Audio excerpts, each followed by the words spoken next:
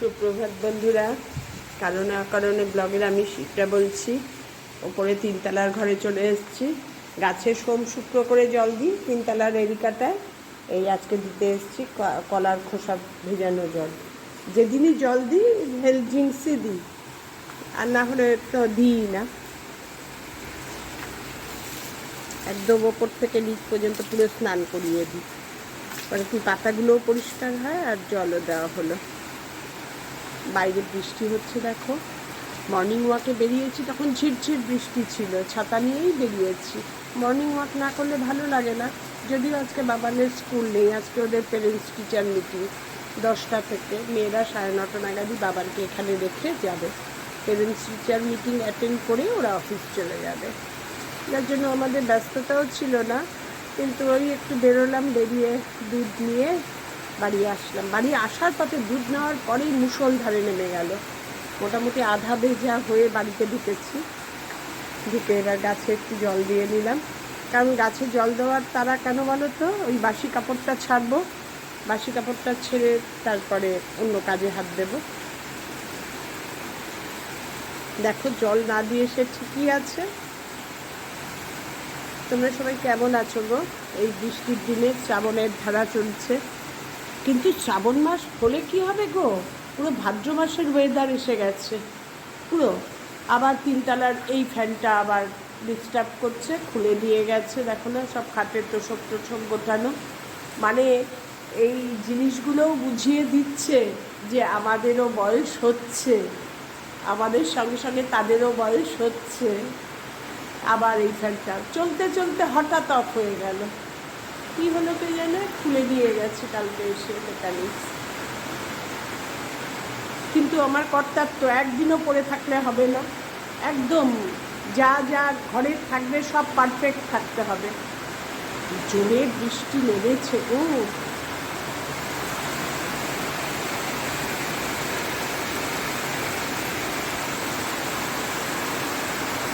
আওয়াজে বুঝতে পারছো নিশ্চয়ই।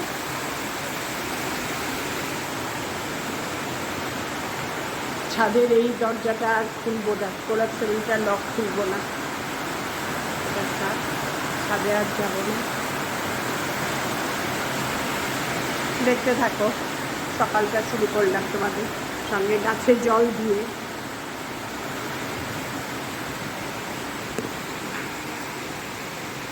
আমাকেও একটু দেখিয়ে দিলেন। এবার যাব ড্রেস চেঞ্জ করে রান্না করে রুটিন, একদম আবার রুটিন। আমার এবার কি বলো তো, রুটিন অনুযায়ী চললে আমি খুব ভালো থাকি। যেই রুটিন ব্রেক হয় ব্যাস আবার উল্টো পাল্টা শুরু হয়ে গেল। ঠিক আছে, আজকে আমি শ্যাম্পু করব। শ্যাম্পু করার আগে গ্রে হেয়ারের জন্য এই একটা পাউডার বানিয়েছি, তোমাদের এটা দেখিয়েছি, দেখে নিও। এটা হচ্ছে কারি পাতা আর সর্ষে লোহার কড়াইয়ে একদম ব্ল্যাক করে ভেজে একদম ডাস্ট করে ছাঁকনি দিয়ে ছেঁকে রেডি করে রেখেছি। এবার এটা নারকেল তেল দিয়ে মাথায় লাগাবো, লাগিয়ে শ্যাম্পু করব। কি দিয়ে দেখো, অনেক কিছু পরিচর্যা করি গো, বয়স হয়ে গেছে বলে। এগুলো আগে কিচ্ছু করতাম না, এগুলো সব মা করতেন আমার জন্য, এখন নিজে নিজেই করে করি। এর মধ্যে আছে চা, একটা টি ব্যাগ দিয়েছি, তেজপাতা, আর আছে হচ্ছে কালো জিরে, মেথি, আর নামানোর সময় দিয়েছি 1 প্যাকেট কফি, ওই 5 টাকা দামের যে ছোট ছোট কফিগুলো থাকে সেই কফি। এইটা শ্যাম্পুর সঙ্গে মিশিয়ে শ্যাম্পু করব মাথায়, 2 বার করব, যেহেতু নারকেল তেল দিচ্ছি এইটা মেশাচ্ছি, নাহলে একবারই করি। তোমাদের সব আমার সিক্রেট টিপস দেখিয়ে দিচ্ছি। এইসব লাগিয়ে এসে রান্না শুরু করব, রান্না করেই স্নান করতে চলে যাবো। ততক্ষণ লাগানো হয়ে যাবে 1-1.5 ঘন্টা। দেখেছো কায়দা কত, দেখতে থাকো আমার সব কায়দা। মাথায় পাউডারটা তেল দিয়ে মিশিয়ে লাগিয়ে এখন চলে আসলাম রান্নাঘরে। আজকে করব পাতলা মাছ, নুন হলুদ মাখিয়ে রেখেছি অনেকক্ষণ ধরে।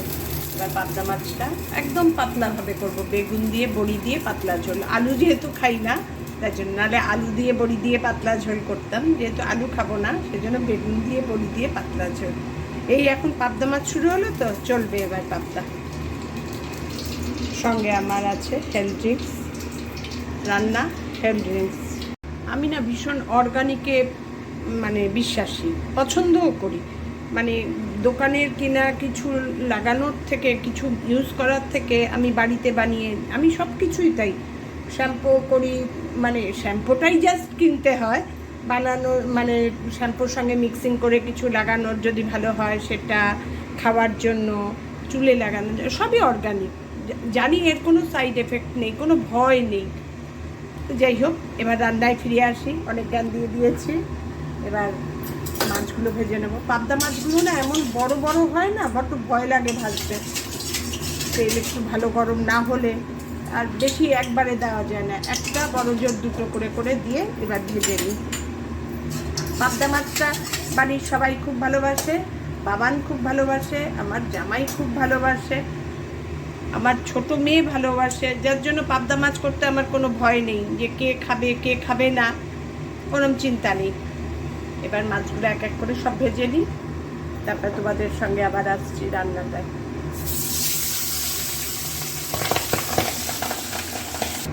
মাছগুলো সব ভেজে তুলে নিয়েছি, দেখো এরকম ভালো করে ভেজেই নিয়েছি, নিয়ে তুলে নিয়েছি। এবার তেলও তুলে রেখেছি মাছের জন্য, মাছ ভাজার জন্য একটু বেশি তেল দিয়েছিলাম, কারণ পাবদা মাছগুলো একটু বড় বড় তো, নাহলে ভালো ভাজা যায় না। এবার তেল তুলে রেখে ওই তেলের মধ্যেই দিয়ে দেব বড়ি। বড়িগুলো ভেজে তুলে রাখি,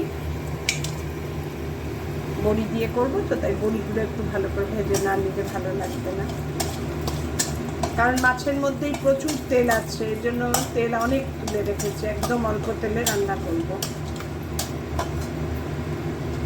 এবার ফোড়নে দেব একটু সাদা জিরে, জিরের বাটা দিয়ে, জিরের গুঁড়ো দিয়ে করবো তো এই জন্য সাদা জিরেই দেবো ফোড়নে অল্প একটু ভাজা ভাজা হোক। গ্যাসটা সিম করে রেখেছি, তেলটা প্রচুর গরম হয়ে গেছিল মাছ ভাজতে গিয়ে। এবার এর মধ্যে দিয়ে দেবো একটু আদা, একটা কাঁচা লঙ্কা ফেলে রেখেছি, আদার একটু কাঁচা গন্ধটা যাক। এবার আমি একটা গুঁড়ো মশলার মিক্স বানিয়ে নিই, আদা দিয়ে দিয়েছি। এবার বেগুনগুলো দিয়ে দেবো, একটু নাড়িয়ে চাড়িয়ে নিই, তারপরে গুঁড়ো মশলার মিক্সিংটা এর মধ্যে ঢেলে দেবো। বেগুনগুলো খুব ভাজা ভাজা যে হতে হবে তার কোনো কথা নেই, মোটামুটি গুঁড়ো মশলার মিক্সটা বানিয়ে নিই, তারপরে একটু নুন দেবো এর মধ্যে। এর মধ্যে এবার একটু নুন দিয়ে দেবো। বেগুনগুলো দেখো দেওয়ার সঙ্গে সঙ্গে ভাজাও হয়ে গেছে। নুন দিয়ে দেবো,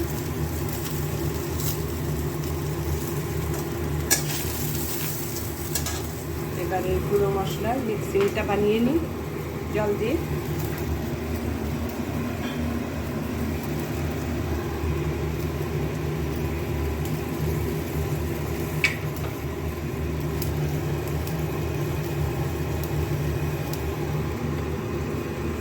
ধনে জিরে গুঁড়ো, কাশ্মীরি লঙ্কার গুঁড়ো, হলুদের গুঁড়ো, এই মিক্সিংটা উপরে দিয়ে দেবো, দিয়ে কষাতে থাকবো। এবার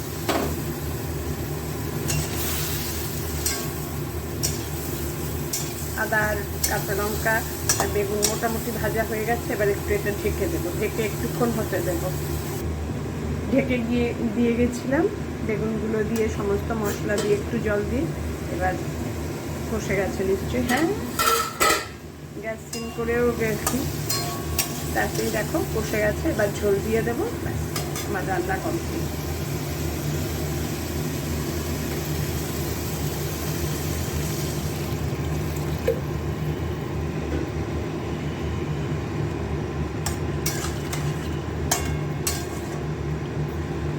এবার ঝোলটা দিয়ে ফুটে উঠবে, মাছগুলো দিয়ে দেবো, বড়ি মাছ সব একসঙ্গেই দিয়ে দেবো।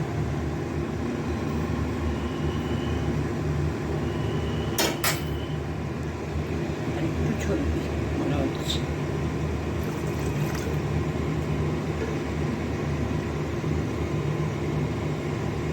রান্না করা কোনো অসুবিধা নেই, কোনো ঝামেলা নেই, আর খেতে দারুণ লাগে।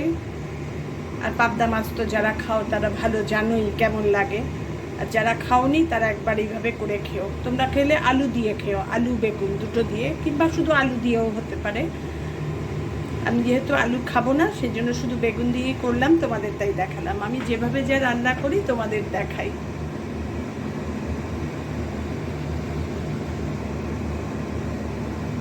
ঝোলটাও ফুটে গেছে, এবার এক এক করে মাছ বড়ি সব ছেড়ে দেবো, দিয়ে গ্যাসটা সিম করে কিছুক্ষণ ঢেকে রেখে দেবো। কারণ খুব একটা ঝোল কম করব না, মোটামুটি ঝোলই রাখবো। পাবদা মাছের ঝোলটা খেতে খুব ভালো লাগে, এই মাছের সঙ্গে মিশে যাওয়ার পর দারুণ একটা গন্ধ হয়। বড়িগুলো সব দিয়ে দেবো যাতে মাছগুলো ভালো করে ডোবে, এর জন্য একটু ঝোল বেশি দিলাম। এই মাছের যে একটা গন্ধ হয় না ঝোলের মধ্যে, মানে মাছটা সিদ্ধ হলে পরে, সেটা একটা দারুণ লাগে পাবদা মাছের ভালো লাগে, বোয়াল মাছের ভালো লাগে, দারুণ একটা গন্ধ মাছের ঝোলে। এবার থেকে গ্যাসটা সিম করে কিছুক্ষণ হতে দেবো, আর কিচ্ছু দেবো না, কোনো গরম মশলা দেবো না, কোনো ধনে পাতা দেবো না, শুধু এই ওগুলোর আলাদা কোনো এসেন্স অ্যাড করবো না। এবার গ্যাসটা সিম করে কিছুক্ষণ হোক, তারপরে তোমাদের যখন ফাইনাল লুক হবে তোমাদের আবার দেখাবো। আমার পাবদা মাছের ফাইনাল লুক দেখো, সুন্দর দেখতে হচ্ছে না? খেতেও খুব ভালো হয়। আজকে পাবদা মাছ রান্না এখানেই শেষ হলো। কেমন লাগে তোমাদের জানাবো খেয়ে দে। দুপুরে লাঞ্চ মেনু দুজন নিয়ে বসে পড়েছে।